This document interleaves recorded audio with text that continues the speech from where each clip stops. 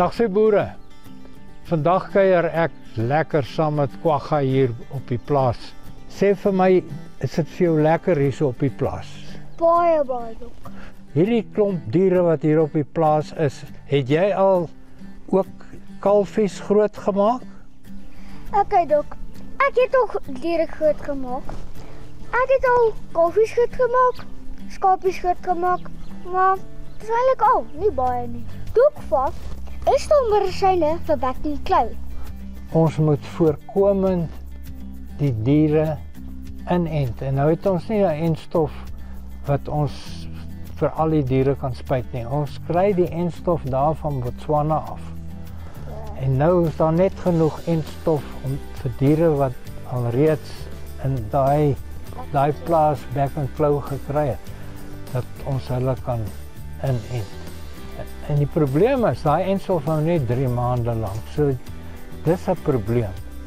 En ons werk nou baie hard daaraan om ons eie entstof te ontwikkel hier in die land. Okay Dok, ek wil ook nou vra. Wat se 3 belangrike goed is daar as ek met enige dier wil boer? Nommer 1.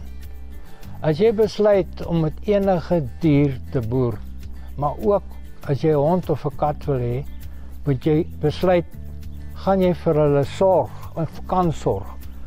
So 'n bees en 'n skaap gaan die heel eerste ding, het jy genoeg kos vir hulle. En het jy genoeg tyd dat jy na hulle kan kyk. Maar selfs 'n hond en 'n kat ook, né? Waar ook. Ja. En nommer 2, jy moet lief wees vir daai diere.